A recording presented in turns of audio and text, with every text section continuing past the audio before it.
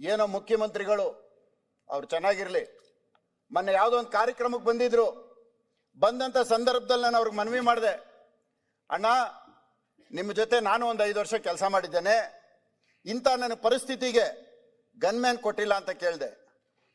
ಕೊಟ್ಟಿಲ್ವ ಅಂತ ಪಕ್ಕದಲ್ಲಿ ಎನ್ಕ್ವೈರಿ ಮಾಡಿದಾಗ ಕೊಟ್ಟಿಲ್ಲ ಅಂತ ಹೇಳಿದ್ರು. ಮಾರನೇ ದಿನನೇ ನನಗೆ ಗನ್ಮ್ಯಾನ್ ಕೊಟ್ಟಿದ್ದಾರೆ. ಅದಕ್ಕೆ ನಾನು ಮುಖ್ಯಮಂತ್ರಿಗಳ ಕೈ ಮುಗಿದು ಕೇಳ್ಕೊಂತೀನಿ, ನನಗೆ ಸಹಾಯ ಮಾಡಿದ್ದಾರೆ, ಅವ್ರ ಬಗ್ಗೆ ನಾನೇನು ಮಾತಾಡಲ್ಲ. ಆದರೆ ಅಲ್ಲಿ ಬಂದು ಉಪಮುಖ್ಯಮಂತ್ರಿಗಳು ಹೇಳ್ತಾರೆ ಸೋತೋಗಿರೋರೇ ಇಲ್ಲಿ MLA ಅಂತಾರೆ. ಏನ್ ಮಾಡ್ಬೇಕು ಸಭಾಧ್ಯಕ್ಷರೇ?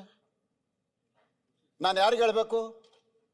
ಸೋತೋಗಿರೋರು MLA ಅಂತ ಹೇಳ್ಬೇಕು ಅಂದ್ರೆ ಅಧಿಕಾರಿಗಳು ಹೋಗಿ ರಿಪೋರ್ಟ್ ಮಾಡ್ತಾರೆ, ಸೋತೋಗಿರೋರು ಬರೀತಾರೆ, ಕೂಡಲೇ ವರ್ಗಾವಣೆ ಮಾಡಿ, ಕೂಡಲೇ ಆದೇಶ ನೀಡಿ, ಕೂಡಲೇ ರದ್ದುಪಡಿಸಿ.